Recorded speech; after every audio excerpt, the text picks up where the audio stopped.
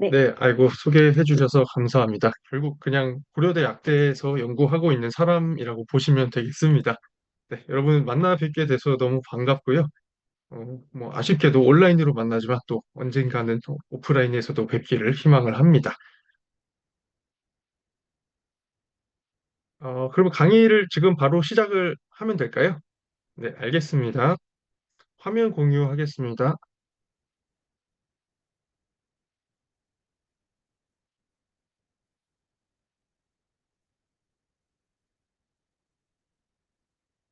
네, 화면 잘 보이시죠?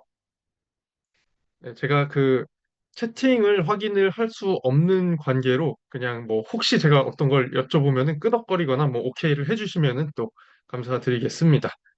아마 근데 뭐 물어보지 않고 제가 쭉 그냥 강의를 할 예정이라서 그냥 그럼 편하게 들으시면 될 것 같습니다. 오늘 강의는 기온이 변하면 혈관도 변한다. 그렇기 때문에 심혈관 건강 관리를 지금부터 해야 된다라는 내용이고요. 이제 환절기가 왔잖아요. 벌써 오늘만 해도 낮에도 그렇게 덥지가 않더라고요. 그리고 최근에 또 아침 저녁으로는 벌써 쌀쌀해지기도 했고, 낮에는 굉장히 더운 날씨가 이어지고 있는데, 그래서 굉장히 좀 뭐 시기적절한 강의가 아닐까 싶습니다. 그래서 오늘 강의는 이렇게 네 가지를 준비를 했습니다. 크게.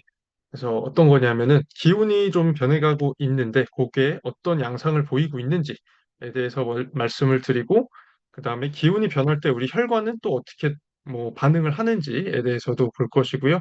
그다음에 혈관 관리를 할 때 어떤 습관을 들이는 게 좋은지 마지막으로 혈관 건강 관리를 위해서 좋은 영양소 이런 순서대로 말씀을 드리겠습니다. 우선은 기온 얘기인데요. 어떻게 변해가고 있는가 얘기를 하기 전에 좀 우리나라가 어떤 기온에서 살고 있는가 이거 먼저 좀 얘기를 해보려고 합니다. 뭐 겨울에 굉장히 춥죠. 눈도 오고 그러는 나라인데 요새 뭐 뉴스 좀 보다 보면은 서울인데 알래스카보다 추웠다. 이런 날들이 많이 있습니다. 굉장히 춥다는 얘기예요. 그리고 서울이 우리나라에서 제일 추운 데가 아니잖아요. 겨울에. 강원도, 화천 이런 데 가면 더 추운데 굉장히 추운 날씨를 우리는 이제 언제나 마주할 수 있다라는 것이고, 이 오른쪽에 보시면은 여기 있는 남자가 러시아, 시베리아에서 온 유학생이라고 합니다. 근데 너무 추워 죽겠다라고 얘기를 하고 있습니다. 그만큼 우리나라가 이 세계적으로도 알아주는 추위를 겪는 나라다. 이렇게 볼 수가 있고, 여름은 또 어떤지 보시면은, 뭐 여름 덥죠. 지난 여름도 굉장히 더웠고, 작년 여름은 더 더웠는데, 지금 여기 화면에 보이는 이 남자분이 케냐에서 온 사람이에요. 아프리카 케냐에서 왔는데 대구가 우리 케냐보다 많이 더워요. 이러고 있어요. 그리고 습해서 땀도 엄청 많이 나죠. 이 오른쪽에도 이 여자분 콩고에서 왔는데 한국이 너무 더워요. 이렇게 하고 있습니다. 그래서 좀 여기저기 세계 여행 많이 다녀보신 분들도 이렇게 더우면서 습한 나라는 정말 너무 괴로운 것 같다. 이렇게 말씀을 해주셨고요. 그만큼 또 우리나라 사람들이 이 험한 환경 속에서 강인하게 살 수 있지 않는 살 수 있는 원동력이 아닌가 이렇게 생각이 듭니다. 그리고 또 하나가 있습니다. 봄이랑 가을인데 요즘 봄, 가을이 굉장히 짧아졌어요. 아주 춥다가 아주 더워지거나 또 덥다가 또 금방 추워지거나 그렇습니다. 그래서 그런 그 겨울과 여름을 합해서 겨름이라는 말이 생겼어요.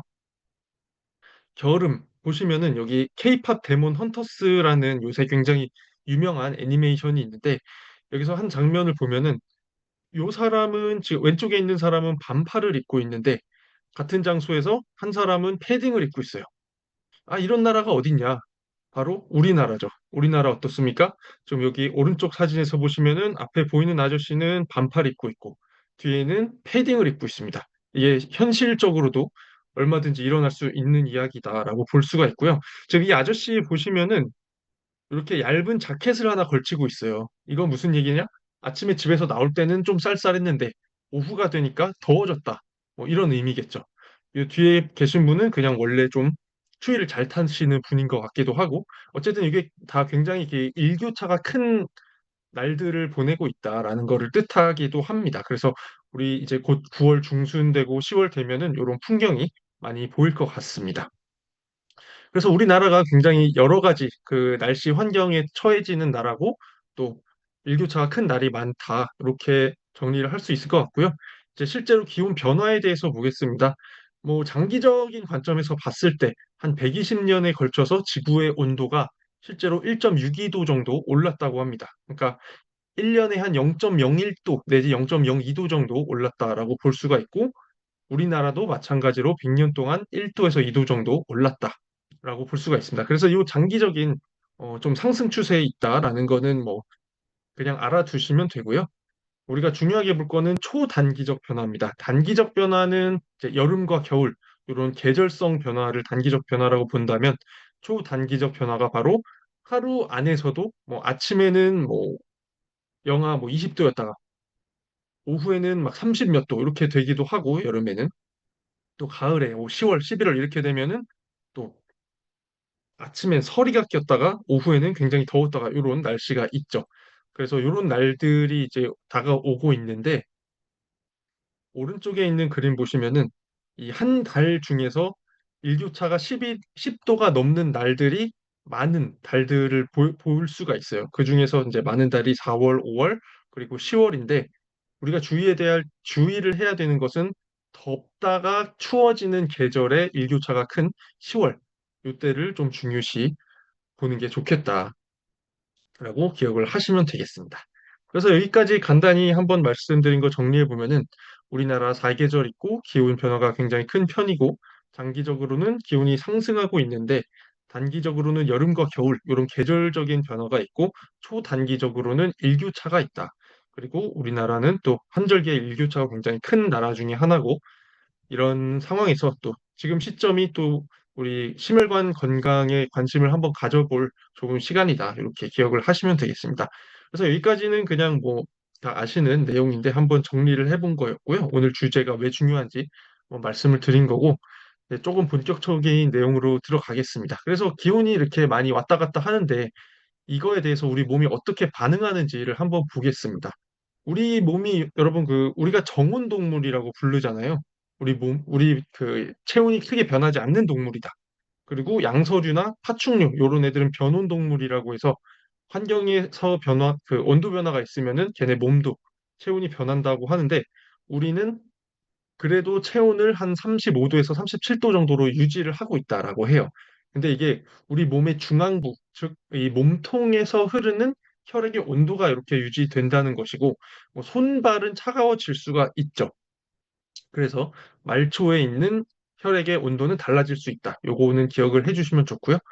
그 다음에 온도가 변할 때 우리 몸이 어떻게 변하는지를 보려면은, 일단 요 밑에 그림을 봐주시면 되는데, 우리 뇌에 있는 시상하부라는 그 부위가 있어요. 요 부위가 우리 체온을 조절하는 곳이고요. 얘가 호르몬계와 교감신경계 또는 부교감신경계를 통해서 이 온도 변화에 우리 몸을 적응을 시켜줍니다. 그래서 예를 들면 더워지면은 갑상선 호르몬 분비 감소, 그리고 인슐린, 그리고 무기질 코티코이드 이런 세 가지 호르몬의 변화를 줘서 간이랑 근육에서 발열을 좀 덜하게 만들고, 또 땀이 나게 하고, 신경계에서는 부교감 신경계의 활성화를 통해서 우리 혈관이 확장이 되게 돼요.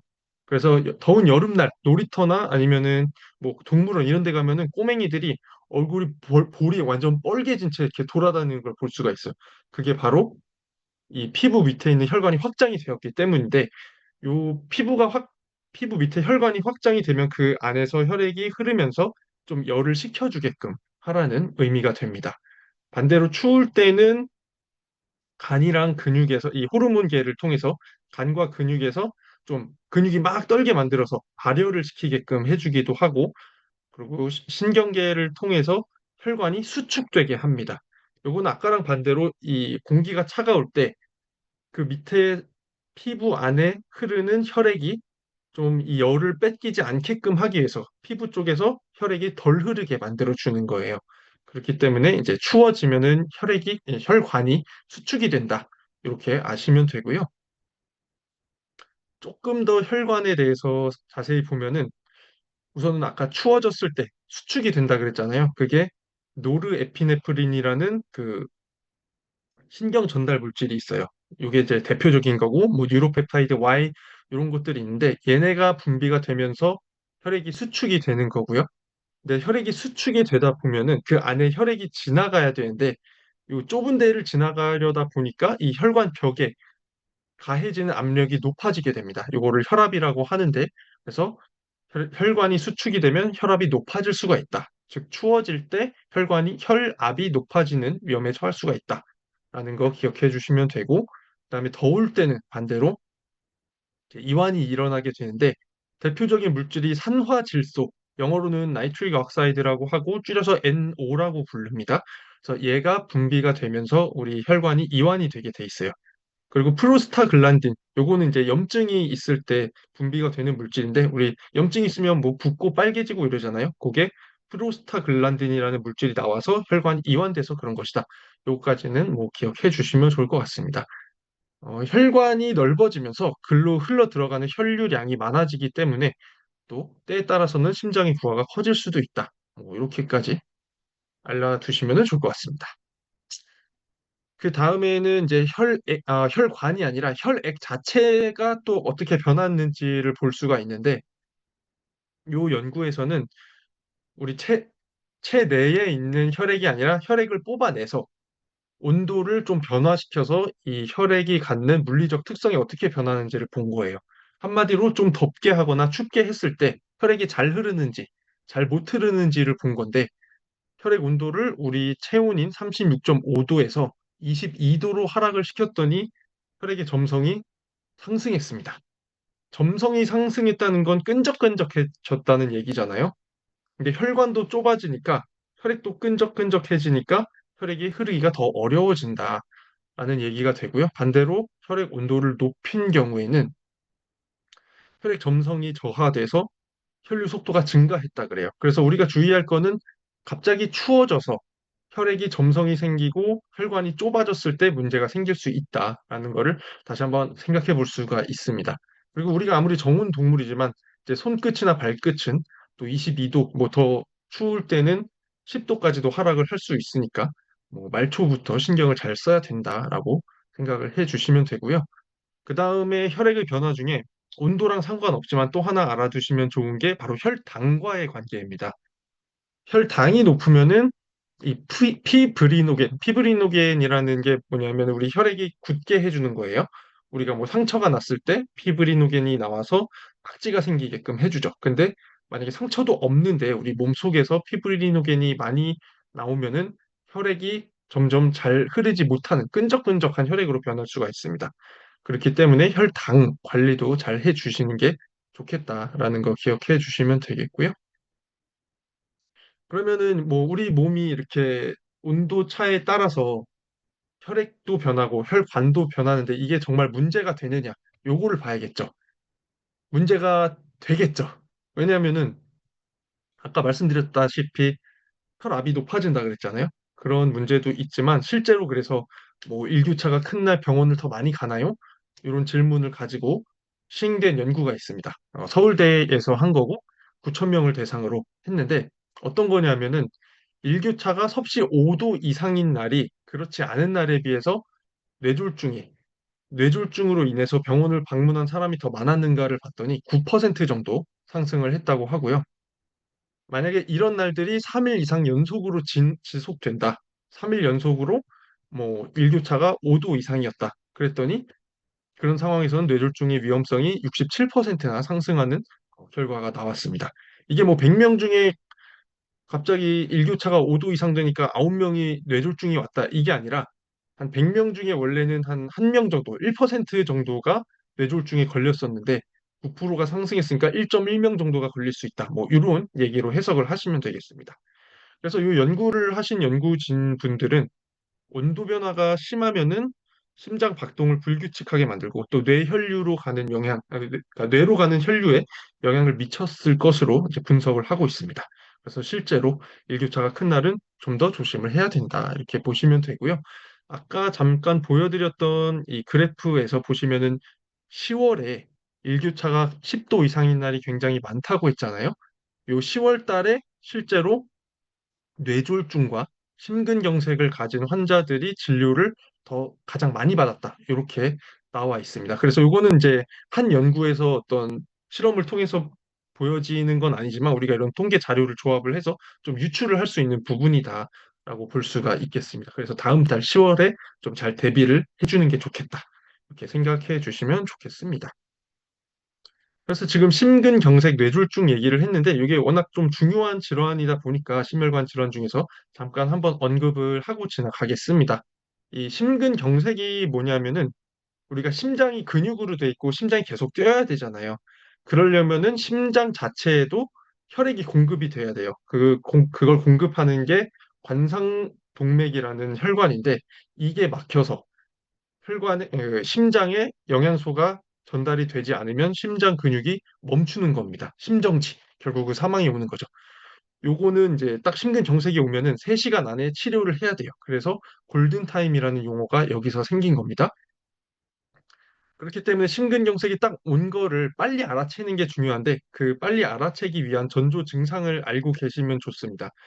중요한 거는 이제 갑자기 가슴 통증이 있는 거, 그리고 덥지도 않은데 땀이 막 나고, 식은땀이 나고, 현기증이 나고, 호흡곤란 있고, 그리고 제일 특징적인 게 이 통증 확산인데 왼쪽 팔과 어깨 그리고 목이 통증이 커지는 거예요.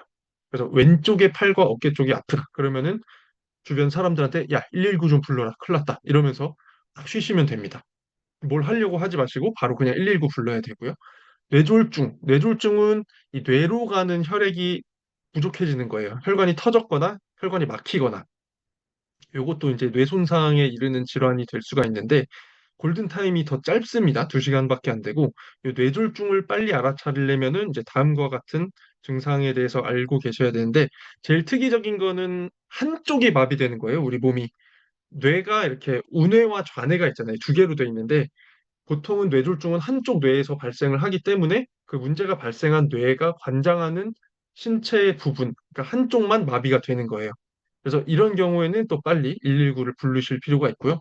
만약에 이제 언어 장애가 있다, 갑자기 말이 잘 안 나온다, 이러면 확실히 뇌에 이상이 생긴 것이기 때문에 빠르게 119를 부르실 필요가 있습니다. 나머지는 뭐 다른 이유에서도 발생할 수 있기 때문에 이 앞에 두 가지를 잘 기억해 주시면 되겠습니다. 그래서 여기까지 해서 이제 혈관과 기운에 대해서 말씀을 드렸고요.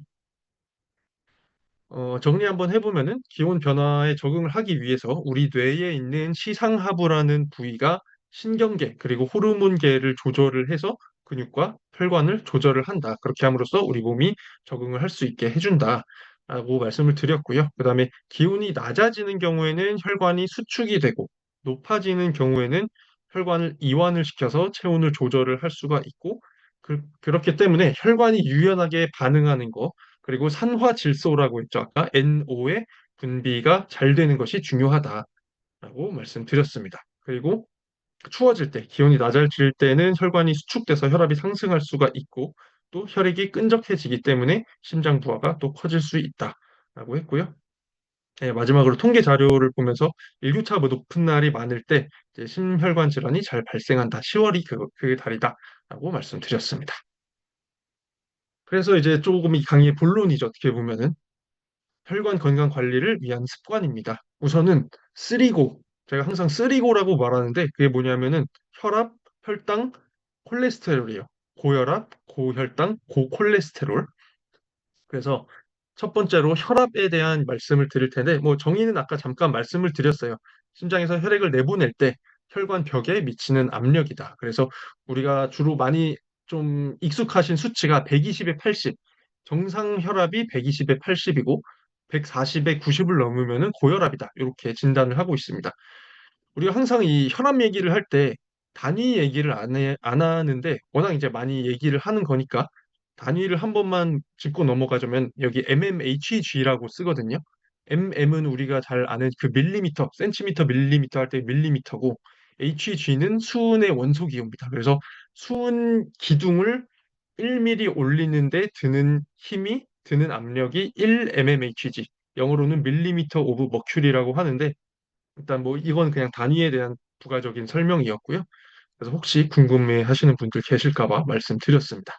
그리고 고혈압으로 넘어가면 이제 140에 90이 돼서 고혈압이 되면은 뭐 사실 몰라요. 자기가 고혈압 가지고 있는지 안 가지고 있는지. 그냥 혈압을 재기 전까지는 증상이 없기 때문에 모르는 분들이 많고 특히 젊은 분들 관심 없으시면은 정말 자기는 건강하다 이렇게 생각할 수가 있기 때문에 잘 그 건강 검진을 열심히 받아보실 필요가 있습니다. 그래서 평소엔 잘 모르겠으니까 항상 고혈압의 위험 요인을 피하는 게 중요한데 위험 요인이 요 오른쪽에 동그란 거에 나와 있습니다. 일단 회색으로 된 거, 나이, 그리고 가족력, 이거 유전자죠. 요거는 어쩔 수가 없습니다. 이건 우리가 노력을 한다고 되는 건 아니에요. 하지만 나머지 이제 비만이 있죠. 체중 관리를 잘 해야 된다는 거, 그리고 짜게 먹는 습관, 이것도 버려야 되고 술, 담배 안 하는 게 좋고요. 운동 열심히 하시고 스트레스 덜 받는 거, 그리고 칼륨을 섭취를 부족하게 하면은 우리 몸에 있는 나트륨이 잘 안 빠져나가요. 그래서 칼륨을 풍부하게 해주시는 게 좋다. 다만 신장에 문제가 있는 분들은 칼륨 수치를 잘 보셔야 된다라는 거. 그리고 당뇨 이상 지질혈증에 걸리지 않게 해주시는 게 이제 좋습니다. 그 다음으로 넘어가면은 이제 혈당이 나옵니다. 혈당의 정의는 혈액 속에 있는 포도당이에요. 그래서 단 음식을 먹거나 아니면 탄수화물을 먹으면은 탄수화물이 분해가 돼서 우리 혈당을 올리게 되는데 이렇게 되면은 원래는 인슐린이 분비가 돼서 혈액에 있는 당이 세포로 들어가게끔 해서 세포가 요걸 에너지원으로 사용을 하게 됩니다. 그런데 뭐 인슐린 저항성이라든가 아니면 혈당이 갑자기 크게 오르내리는 경우가 발생하다 보면은 인슐린이 잘 말을 듣지 않는 인슐린 저항성이 생길 수가 있어요. 그래서 이런 거를 좀 주의를 해 주셔야 되고요. 이거 뭐 수치는 밑에 나와 있듯이 정상에서 공복 혈당 100, 그리고 식후 2시간에는 140 미만으로 유지를 해 주시는 게 좋고 126이랑 200이 넘어가면은 이제 당뇨라고 진단을 받게 된다라고 보시면 됩니다. 그래서 이 당뇨를 피하기 위해서 또 위험 요인을 피하는 게 좋은데 당뇨병의 원인이라 그래서 이렇게 동그라미가 있죠. 여기서도 보시면 유전과 뭐 나이 드는 건 어쩔 수 없어요. 하지만 운동하는 거, 그리고 생활 습관. 요 사람이 지금 아이스크림과 도넛을 들고 있습니다. 요거를 가급적 적게 먹으라는 얘기겠죠. 그리고 약물은 뭐 먹어야 되면은 먹어야 되는 거니까 어쩔 수가 없고. 그리고 다른 질환이나 고혈압. 요게 바로 이상 지질혈증 그리고 고혈압을 피해야 됩니다. 그러니까 서로 유기적으로 연관이 돼 있죠. 스트레스, 과식, 비만 앞에서 나온 것들이죠. 다행히 새로운 건 없어요. 그냥 그거 유지를 하면 돼요. 똑같은 것을. 마지막으로 이상지질 혈증입니다. 일단 콜레스테롤을 잘 관리하지 못하면 이상지질 혈증이 걸릴 수 있다. 뭐 고지혈증이다라고도 표현을 하는데요. 콜레스테롤은 사실은 뭐 우리 몸에서 세포막 구성 그리고 호르몬의 재료가 되고 담즙의 재료로 작용하는 지질이기 때문에 이게 당연히 우리 몸에 반드시 있어야 되는 거예요. 단지 중요한 건 이제 양이 얼마나 많으냐가 중요한데 많았을 때 안 좋은 게 LDL 콜레스테롤 그리고 중성 지방이 있습니다. LDL 콜레스테롤 같은 경우에는 직접적으로 혈관벽에 쌓여서 만약에 산화가 되면은 동맥경화를 일으킬 수가 있고요. 반대로 HDL 콜레스테롤 같은 경우는 요 수치가 높게 나왔다는 거는 혈액에서 돌아다니는 콜레스테롤을 간으로 가지고 이동시켜서 혈액을 깨끗하게 해줄 수 있다. 그런 능력이 더 큰 사람이라는 얘기예요. 그리고 마지막으로 중성지방 같은 경우에는 이제 대부분을 구성을 하는데 이것도 많이 있으면은 심혈관 질환 위험을 상승시킨다. 이렇게 알려져 있습니다. 저 밑에 보시면은 이제 총 콜레스테롤, LDL 콜레스테롤, HDL 콜레스테롤, 중성지방 이 각각의 정상 수치가 나와 있는데 일단 총 콜레스테롤이 200 미만으로 유지를 하는 게 제일 좋겠죠. 근데 이상한 게 이 정상 수치에 나와 있는 이 숫자들을 더하면은 200이 넘어갑니다. 중성 지방이 너무 높아요. 150이나 되는데 정상이라고 볼 수가 있는가? 이렇게 생각을 할 수가 있는데 이 중성 지방은 나머지에 더할 때 5로 나눈 다음에 더합니다. 그래서 지금 여기서 150이면은 5로 나눠서 중성 지방은 30만 더하면 돼요. 그러다 보면은 이제 100에 60에 30 더해서 200 미만이 되겠죠. 뭐 이런 식으로 계산을 하는 건데 혹시 다른 데서 딱 보시고 이게 웬일이지? 이렇게 계산을 잘못 해놓은 건가? 이렇게 생각을 하실까 봐 말씀드렸습니다. 일단은 또 이상 지질 혈증을 잘 일으키는 요인들이 또 오른쪽 동그라미에 정리가 되어 있는데 앞에 거랑 비슷합니다. 유전은 어쩔 수 없고 뭐 나이 드는 건 어쩔 수 없지만 운동, 체중 관리, 음주 여기다가 흡연도 더해줘야겠죠? 그리고 지방 섭취 너무 많이 하는 거 그리고 당분 너무 많이 섭취하는 거 이렇게 요렇게 되는 거를 피해 주시면은 이제 쓰리고 관리는 끝났다. 이렇게 보시면 되고요. 그 외에도 이제 환절기 특이적으로 건강 유지 요령들이 많이 알려져 있는데 요거 간단히 보면은 잠 잘 자는 거, 그리고 운동 열심히 하는 거, 아까 말씀드린 것처럼 그리고 수분을 충분히 섭취하는 거, 그리고 제철 음식 섭취라고 하는데 요거는 그냥 계절 과일, 채소, 한마디로 비타민, 미네랄, 파이토케미컬을 잘 섭취해야 된다라는 내용으로 받아들이시면 되고, 환절기 패션, 요거는 뭐 가을이니까 코트를 입자 이런 얘기가 아니라 얇은 옷을 여러 겹 입어서 우리 체온 관리를 잘 할 수 있도록 도움을 받자 이런 얘기입니다. 그래서 하나씩 보면은 일단 수면 시간이 중요한데 웬만한 사람들은 8시간 전후로 자는 게 건강에 가장 좋다라고 알려져 있어요. 그래서 이 오른쪽에 있는 그래프를 보시면은 이 세로축은 심혈관 질환에 걸릴 위험성이고 가로축은 이제 자는 시간입니다. 이게 제일 낮은 지점이 바로 8시간이고 그 전후로 이 위험성이 높아지는 걸로 나와 있어요. 그렇기 때문에 8시간, 뭐 7시간에서 9시간 사이로 자는 게 제일 좋고요. 뭐 더 좋은 거는 자기가 몇 시간을 잤을 때 컨디션이 좋은지를 잘 파악을 해주는 거죠. 사실 우리나라 사람들 뭐 우리나라에서 자란 성인이라면 그런 얘기를 많이 들었을 거예요. 사당오락. 그래가지고 이제 어렸을 때 시절에 공부를 할 때 4시간을 자면은 좋은 대학을 갈 수 있고 5시간을 자면 떨어진다. 그랬어요. 근데 굉장히 좀 극단적인 말인 게 어떻게 보면은 4시간 잔다고 20시간 공부하냐? 그것도 아니고 사실 실제로 그런 사람들이 있습니다. 3, 4시간만 자도 공부 열심히 하고 뭐 굉장히 여러 방면에서 능력을 출중하게 발휘하는 분들도 계세요. 근데 이런 사람들은 돌연변이들이에요. 농담으로 하는 소리가 아니라 그 유전자가 있대요. 그래서 몇 개 유전자의 돌연변이가 발생한 사람들은 하루에 서너 시간만 자도 그냥 굉장히 그 컨디션이 좋게 유지가 된다는 거예요. 그래서 이런 사람들 중에 뭐 좀 유명한 뭐 기업의 뭐 창립자라든가 아니면은 과거 무슨 대통령들 이런 사람들이 있기는 하나 이거는 1에서 3% 정도에 해당하는 사람들이 그렇다는 것이고 그렇지 않은 사람들인데 그런 일화만 보고 따라 하려 그러면 안 된다. 뭐 요새는 의대가 핫하잖아요. 의대를 가려고 4시간만 자고 공부를 하면은 의대를 가는 게 아니라 의대를 나온 의사 선생님을 보러 가야 될 수도 있다는 거예요. 그렇기 때문에 자신이 잘 기능을 할 수 있는 시간을 정해서 수면을 하는 게 좋고, 이제 뭐 주어진 시간에 또 잘 집중을 하면 되는 거니까, 수면은 그렇게 중요하다라고 기억해 주시면 좋겠습니다. 그리고 수면이 부족하면은 염증도 발생하고, 산화적 스트레스, 뭐 이런 것들 발생해서 나중에 치매의 요인도 되기 때문에 잘 자는 거 굉장히 중요하고요. 그다음에 수분 섭취 잘 해주시는 것도 중요한데, 실제로 한 연구에서 하루에 물을 2잔 이하로 마시는 사람들보다 그에 비해서 5잔 이상을 마시는 경우에 훨씬 그 심혈관 질환에 걸릴 위험성이 낮아지더라. 거의 절반 가까이로 줄어들더라라는 연구가 있었습니다. 그래서 요걸 잘 기억해 두시고요. 특히 아침에 자고 일어났을 때 우리 몸이 좀 물이 많이 빠져 있는 상태예요. 중간에 화장실 갔다 올 수도 있고 땀을 흘리거나 침이 증발하면서 좀 수분이 부족해진 상태가 되어 있습니다. 그렇기 때문에 아침에 일어나서 물 한 잔 하시고 시작하는 게 굉장히 좋은 습관이다라고 볼 수가 있고요. 운동은 뭐 우리 리더님들 워낙 뭐 운동이 중요하다는 거 잘 알고 계실 것 같아요. 그래서 운동을 열심히 하면은 새로운 혈관이 생성되는 경우도 있고 아니면은 원래 있던 혈관이 잘 이완이 돼서 산소가 필요한 곳으로 잘 전해지더라. 이런 연구 결과도 있었고요. 그다음에 세포 안에서 미토콘드리아가 생성이 되기 때문에 이제 에너지를 더 활발하게 만들어서 쓸 수가 있다라는 것이고 마지막으로 이 근육에서 나오는 마이오카인이라는 게 있어요. 요걸 통해서 항산화 효과도 보고 뭐 뇌의 가소성도 향상시키고 염증도 줄여줄 수 있는 그런 여러 가지 효과를 볼 수가 있습니다.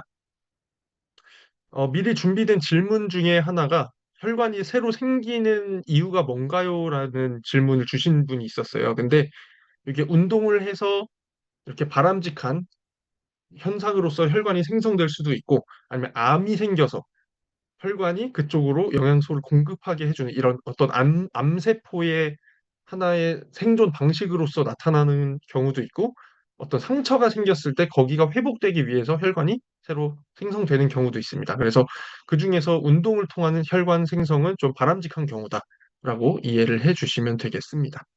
운동 같은 경우에는 주의를 해야 될 거는 추운 날, 아침에 뛰어나가서 운동을 하는 거. 요거는 우리가 자고 일어났을 때 우리 몸의 체온이 가장 높게 세팅이 돼 있어요. 갑자기 추운 겨울을 뛰어나가면은 급작스럽게 찬 공기에 노출이 되면서 혈관이 갑자기 수축되면서 핑 하고 어지러워질 수가 있겠죠. 그렇기 때문에 그거를 주의를 해 주셔야 된다라는 거고요. 그다음에 어떤 운동이 좋냐? 유산소, 무산소 같이 해 주시고 중간 강도 또는 높은 강도로 해 주시는 게 좋습니다. 그리고 중간 강도라는 게 뭐냐 하면은 내가 운동을 할 때 좀 굉장히 힘들게 말을 할 수 있을 정도, 말을 겨우 할 수 있을 정도의 운동이에요. 그리고 만약에 심박수를 잴 수 있다면 이 표에서 보시면은 내 연령대가 있고 이 연령대에서 목표로 하는 심박수가 있어요. 그래서 중간 강도로 운동을 하고 싶다. 근데 내가 40대다. 그러면은 한 90에서 120 정도의 심박수를 유지할 수 있는 운동을 30분 정도 하시면 된다. 이렇게 이해를 하시면 되겠습니다. 유산소도 해야 되고 근력도 같이 하는 게 더 좋습니다. 하나만 하는 것보다. 그래서 여기까지 습관에 대해서 한번 정리를 하면은 쓰리고 관리해야 된다. 그래서 잠을 잘 자고 운동 열심히 하고 식이 금연 이렇게 해야 된다라고 말씀드렸고요. 그다음에 7에서 9시간 자는 게 보통 사람들은 제일 좋고 1%에 해당하는 사람만 3, 4시간을 자도 뭐 자기가 원하는 걸 이룰 수 있다. 이게 사실 뭐 잠 적게 자고 쓸데없는 짓 하는 사람도 워낙 많기 때문에 무조건 이렇게 적게 자는 거를 찬양하는 이런 문화는 이제 좀 멀리 하는 게 좋다고 봅니다. 그리고 운동 열심히 해야 되는데 심박수로 강도를 정할 수가 있고요. 그다음에 수분은 한 적어도 5잔 이상은 마시는 게 좋고 환절기 복장으로서 얇은 옷을 여러 겹 입는 게 좋고요. 그다음에 영양소 섭취도 잘 해야 된다. 그렇다면 이제 영양소에 대해서 얘기를 해보겠습니다. 오메가3가 이제 대표적인 심혈관 질환에 좋은 심혈관 질환을 예방하는 데 좋은 영양소라고 알려져 있는데 실제로 여러 연구를 통해서 심근경색이나 관상동맥 질환이 발생하는 것을 저하시키고 또 이로 인한 사망률도 저하시킨다라고 알려져 있고요. 기전을 보시면은 뭐 중성지방을 낮춰주고 또 염증도 감소시켜주고 혈관은 이완되게끔 해줌으로써 좀 우리 아이고 네 심혈관계 보호를 해주는 영양소이다라고 알려져 있습니다. 요거 자체가 지방산이기 때문에 식사를 할 때 기름진 식사를 특히 하실 때 또는 식사 직후에 드시는 게 흡수율을 올려줄 수 있는 방법이고요. 뭐 기름진 식사 하루 중에 보통 저녁인 경우가 많겠죠. 자꾸 왔다 갔다 하네. 네. 그 다음에 대표적인 게 또 코큐텐이 있습니다. 코큐텐은 사실 우리 몸의 모든 세포에 존재하고 또 미토콘드리아에서 에너지가 만들어지게 해주는 영양소인데 특히 심장에 많이 들어있어요. 그래서 우리 심혈관에 있어서 굉장히 중요한 영양소라는 걸 알 수가 있고요. 문제는 이게 우리 몸에서 저절로 만들어지는데 나이가 들수록 점점 적어집니다. 그렇기 때문에 적어도 40대부터는 코큐텐 영양소를 좀 보충제 형식으로 드시는 것들을 많이 추천을 합니다. 실제로 코큐텐을 드셨을 때 총 콜레스테롤 수치가 좀 개선이 되는 결과가 나타났고요. 그다음에 신부전 환자 같은 경우에도 사망률이 감소하고 또 운동 능력은 향상됐더라.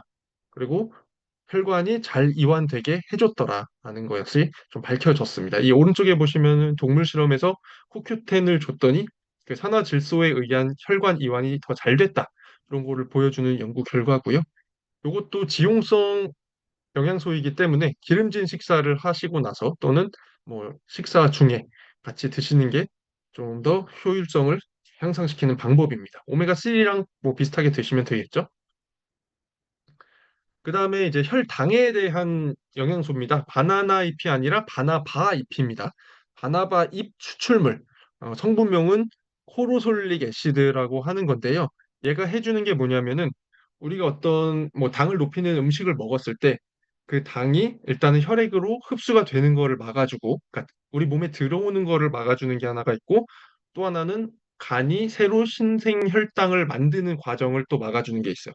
몸이 만드는 거 막아주고 또 몸에 들어오는 거 막아주고 또 이미 혈액에 있는 것들이 세포로 들어가게 해주는 역할을 합니다. 그래서 이 세 가지 기전이 있기 때문에 실제로 여러 이 임상 연구들을 통해서 당뇨가 있는 사람들도 혈당이 감소됐고 당뇨가 걸리기 직전인 사람들한테도 혈당이 감소했고 그것뿐만 아니라 인슐린 저항성도 낮고 간 수치나 중성 지방 수치도 이렇게 좀 더 좋아졌다, 개선이 됐다 이렇게 알려져 있고요.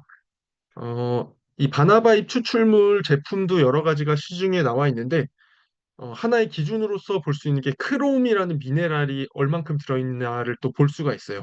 크롬이 미네랄 중에서 이 당 관리에 굉장히 중요한데요. 왜냐하면은 인슐린이 인슐린 수용체에 결합을 하는데 크롬이 도움을 줍니다. 그렇기 때문에 크롬을 충분히 드시는 게 좋은데 제품 중에 크롬이 상당히 많이 들어있는 게 아주 극소수로 있더라고요. 그래서 그런 것들 잘 챙겨 보시면 좋을 것 같고, 바나바이 추출물을 드실 때는 이 당이 많이 오를 수 있는 탄수화물을 많이 드시는 끼니를 드시기 전에 드시면은 가장 효과가 좋습니다. 이것도 저녁이나 뭐 점심이 될 확률이 있겠죠. 그다음에 단백질입니다. 단백질은 아까 이제 운동이 굉장히 중요하다고 했고 근육에서 마이오카인이 나온다고 했는데, 그렇다면 근육을 많이 가지고 있음으로써 마이오카인의 효과를 더 보려면은 또 단백질을 같이 섭취를 하시는 게 도움이 되고요. 또 한 가지는 이제 단백질을 섭취를 하신다고 마음을 먹었으면은 동물성과 식물성에서 선택을 해야 될 수가 있는데, 여기서 참고할 수 있는 것은 식물성 단백질 그 보조제를 섭취를 했을 때 동물성에 비해서 더 콜레스테롤 수치가 더 좋아졌더라라는 것입니다. 또 한 가지는 탄수화물로 먹었을 열량을 어느 정도 한 5% 정도를 단백질로 대체를 하는데, 동물성 단백질로 대체를 하면은 별 영향이 없는데 식물성 단백질로 대체를 했을 때 당뇨를 걸릴 위험성도 감소했더라. 이런 연구까지 나와 있습니다. 그래서 뭐 선택을 하신다면 이런 것들 같이 참고해 주시는 게 좋겠고요. 이것도 아까 물 드실 때 아침에 드시라고 했는데 밤에 자는 동안 단백질을 소모를 하게 돼요. 그렇기 때문에 아침에 일어나서 단백질 보충제 드시는 것도 추천을 드리겠습니다. 그 다음에 마이크로바이옴입니다. 이게 마이크로바이옴이 우리 몸에서 뭐 설사 안 하거나 뭐 변비 없애주는 그런 배에서만의 문제를 해결해주는 애들이 아니라 이 장내 불균형이 오면은 이 그림에서 보시다시피 우리 장내 상피 세포를 구성하고 있는 이 세포들 사이에 틈이 벌어지고 이 사이로 안 좋은 세균들이 들어오면서 혈관을 타고 온갖 안 좋은 데를 가서 이렇게 안 좋은 일들을 일으킵니다. 심혈관 질환을 일으킬 수 있다는 얘기죠. 뇌에서도 일으킬 수 있고 심장에 가서도 일으킬 수가 있는데, 이런 일을 방지를 하기 위해서 좀 유익균을 섭취를 해 주시는 게 좋다라는 얘기고요. 이 오른쪽에 보이는 그림에서 얘기하는 거는 TMAO라는 물질이 있어요. 이게 뭐냐면은 유해균이 대사를 통해서 분비하는 물질이에요. 요게 많이 있는 사람은 이제 심혈관 질환에 걸릴 가능성이 높아진다라고 되어 있습니다. 그렇기 때문에 유익균과 유해균의 그 밸런스를 맞추기 위해서 또 마이크로바이옴을 섭취를 해 주시는 게 좋고요. 요거 섭취 시간은 이제 아침에 섭취를 하면은 좀 우리 몸에서 위산이 좀 덜 나와 있기 때문에 장까지 살아서 갈 확률이 높습니다. 그렇기 때문에 아침에 마이크로바이옴 섭취를 하시는 것을 말씀을 드릴 수가 있겠습니다. 그다음에 또 드실 수 있는 게 견과류가 있어요. 견과류는 그냥 뭐 영양소라기보다는 식품이죠. 여기에 그 혈관을 확 이완시켜 줄 수 있는 아르기닌도 들어있고 여러 가지 비타민과 뭐 항산화 미네랄들, 그리고 식이섬유 오메가3가 들어있어서 실제로 섭취를 했을 때 이 산화 질소의 분비량이 증가한다라고 알려져 있고요.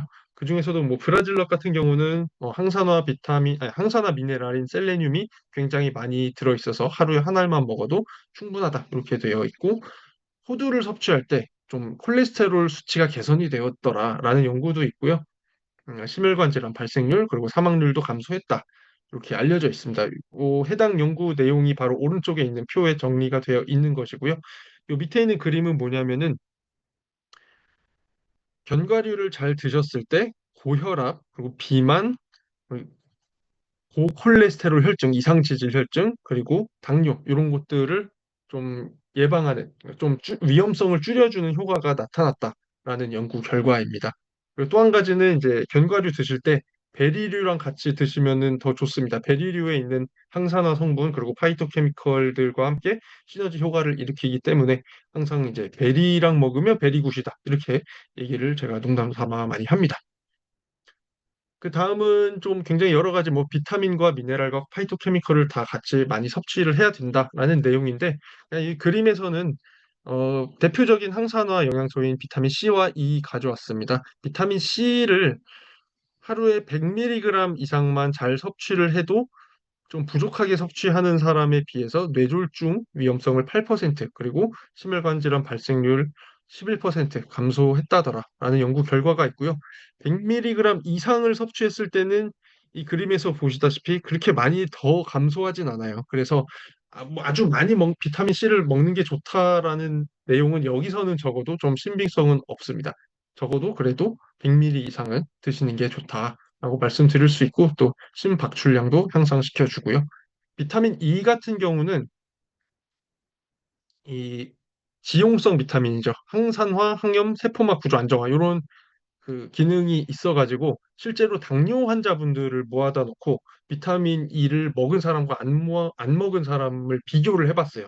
그랬더니 실제로 비타민 E를 보조제로서 섭취한 사람들이 더 어떤 문제가 덜 발생하고 살아남았다. 이런 결과를 보여주고 있는 그림입니다. 그리고 이 차이는 장기 섭취할수록 오래 먹을수록 효과가 더 커져 보인다. 이렇게 나와 있습니다. 그렇기 때문에 비타민 E를 비롯한 이제 항산화 미네랄 그리고 비타민, 파이토케미컬 같이 드시는 것을 추천을 드립니다. 그래서 여기까지 한번 정리를 마지막으로 하면은 우리나라에서 뭐 기온이 장기적으로는 상승세고 뭐 계절 변화도 있지만 특히 뭐 하루에 일교차가 큰 날들, 이런 날들이 많을 때 주의해야 된다. 그게 바로 10월이다. 라고 볼 수가 있고, 혈관과 혈액이 온도 변화에 따라서 바뀌는데, 온도가 올라가면은 혈관이 이완되고, 온도가 내려가면은 혈관이 수축되고, 점액이 상승돼서 이때 굉장히 조심해야 된다. 그리고 혈관 건강을 관리하기 위해서는 일단은 고혈압, 고혈당, 고콜레스테롤 안 걸리게 관리를 잘 하시고 수면 잘 하시고 운동 그리고 물 마시기, 얇은 옷 여러 벌 입기 이런 뭐 이렇게 새로울 건 없죠. 그래도 뭐 몰라서 안 지키는 게 아니라 알아도 실천하기가 어려운 거니까 한 번 더 이제 얘기를 하고 넘어가면 좋을 것 같고요.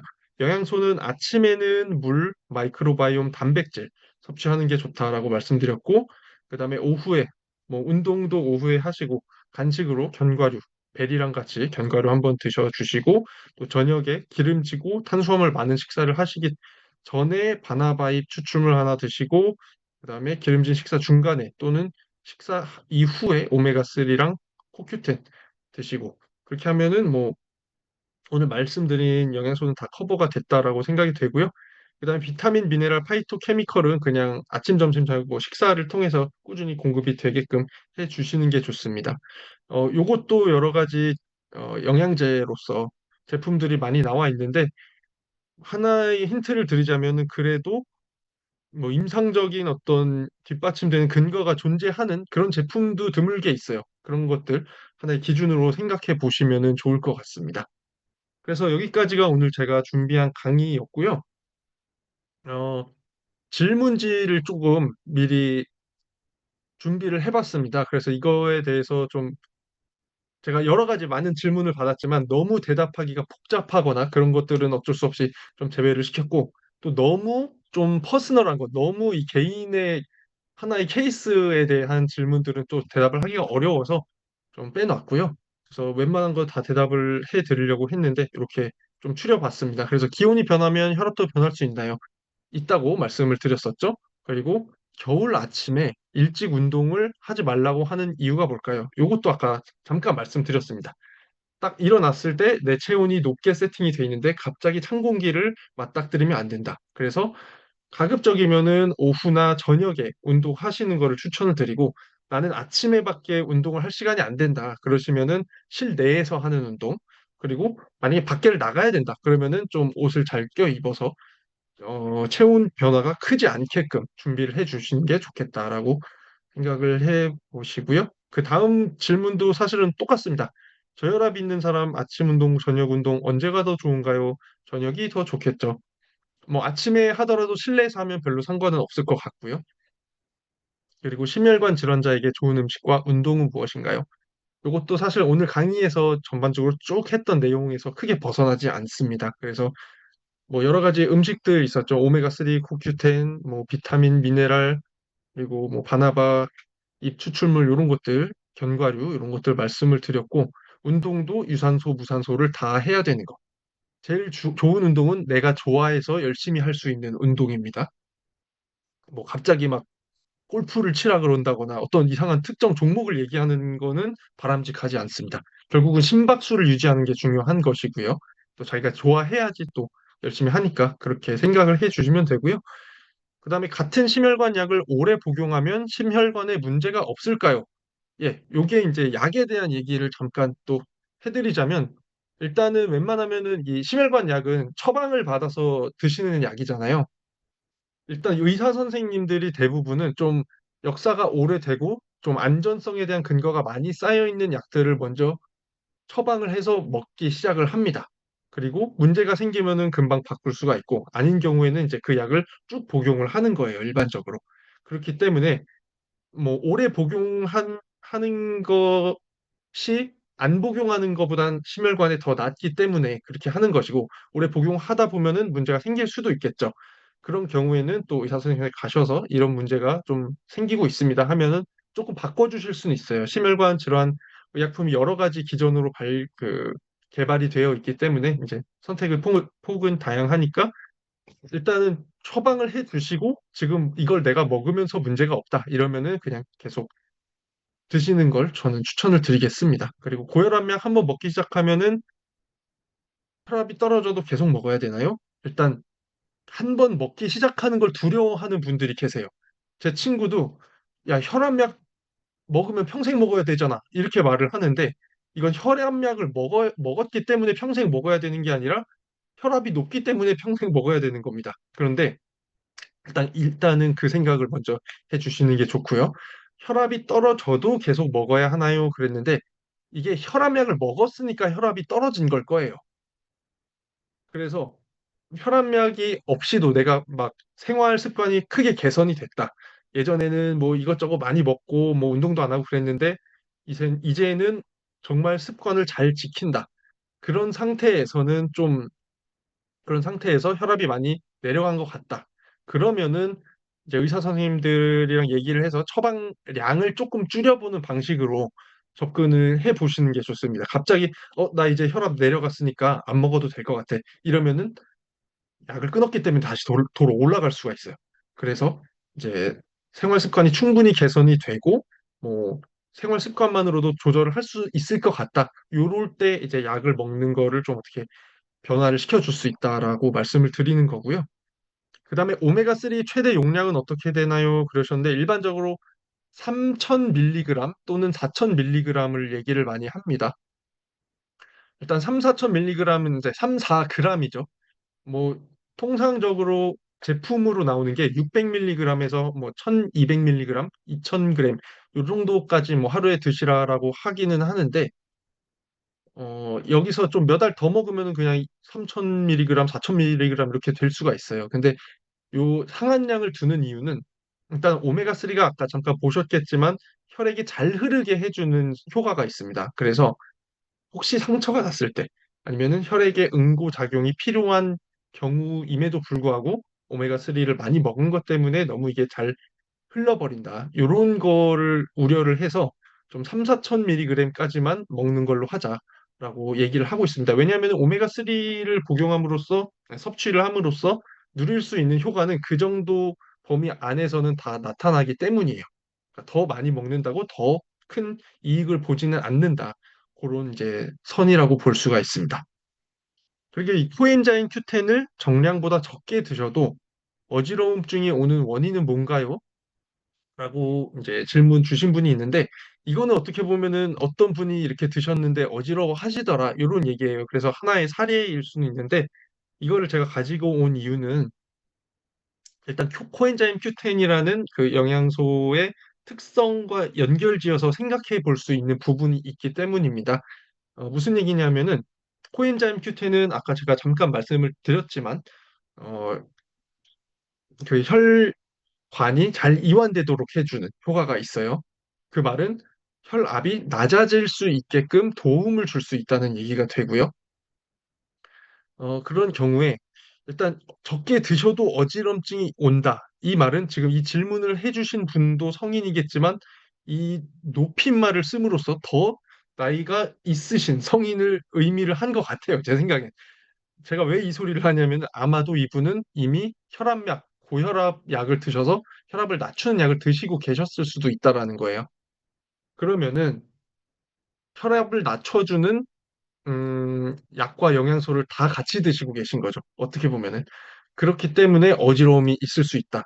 하나 저혈압이 돼서 어지러움이 있을 수도 있다. 이런 식으로 생각을 해볼 수 있다는 겁니다. 물론 이제 이분의 뭐 생활 습관이나 연령이나 이런 거를 잘 알아서 판단을 해야겠지만, 물론 뭐 그냥 유전자가 그런 분일 수도 있어요. 코큐텐을 좀만 드셔도 어지러움이 생기는 그런 체질일 수도 있어요. 그런 건 이제 알 수 없지만, 그 혈압을 낮추는 약을 먹으면서 다른 혈압을 낮추는 어떤 행동을 한다면 이제는 너무 낮은 혈압 때문에 오는 문제를 걱정을 해야 될 수도 있다. 그런 거 잘 기억해 주시면 좋을 것 같고, 비슷한 내용으로 오메가3가 있습니다. 오메가3 같은 경우도 뭐 내가 혈액이 굳지 않게 하는 약을 먹고 있어. 또 전문 의약품으로서 어떤 한번 뇌졸중 같은 게 와가지고 이제 혈전 저해제라든가 이런 아스피린이라든가 이런 걸 섭취하고 있는 사람이 또 오메가3까지 많이 먹어버리면은 너무 혈액이 잘 흐른다. 이런 문제가 생길 수도 있어요. 그래서 그런 것도 같이 생각을 해주시면은 좋겠습니다. 그리고 혈관 탄성, 관상동맥 탄성을 복구하는 방법은 무엇인가요? 이렇게 물어봐 주셨는데, 이것도 그래서 아까 제가 말씀드린 오늘 강의 내용들을 잘 지키는 것 외에 뭐 새롭게 따로 할 수 있는 거는 크게는 없습니다. 뭐 약을 드시는 거가 있겠지만 그런 것도 뭐 의료의 영역으로 넘어갔을 때 해야 되는 것이고, 뭐 탄성을 잃었다가 복구하기 위해서는 무슨 다른 어떤 해법이 있어 이런 거는 아닙니다. 그리고 고지혈증과 갑상선의 연관성은 무엇인가요? 아까 잠깐 이렇게 호르몬계를 통해서 온도에 적응을 할 수 있게끔 한다라고 얘기를 하긴 했는데, 일단 갑상선 호르몬 같은 경우는 많이 분비가 되면은 더 대사가 빨라지게끔 해주는 특성이 있습니다. 그래서 고지혈증이 있다라는 것은 에서 나오는 갑상선 호르몬이 충분히 분비가 안 되기 때문에, 갑상선의 기능이 떨어져 있기 때문에 이 혈액에 있는 어떤 지질에 대한 대사가 잘 이루어지지 않아서 고지혈증이 걸릴 수 있다. 뭐 이렇게 연관지어서 생각할 수는 있습니다. 그 다음에 혈관 건강 관리는 몇 살부터 해야 되나요? 어떻게 시작하면 좋을까요? 일단 어떻게 시작하면 좋을까요? 부분은 오늘 제가 했던 강의 내용, 영양소 이런 것들을 적용을 해 보시면 될 것 같고요. 몇 살부터라는 거는 사실 특별한 대답은 뭐 40살부터 하면 돼요 이러는 게 아니라 최대한 일찍 하는 게 좋습니다. 그래서 뭐 당장부터 가능하면 하시는 게 좋고, 특히 더 신경 쓰셔야 될 부분은 우리 집안 어른 중에 뇌졸중으로 돌아가신 분이 계셔. 제 친구 같은 경우는 우리 집안의 어른들, 할아버지부터 큰아버지들이 다 심장 문제로 돌아가셨어. 이러더라고요. 그러면은 그런 사람들은 그냥 아주 최대한 빨리 더 신경 써서 해야 되겠죠. 그다음에 마지막 질문.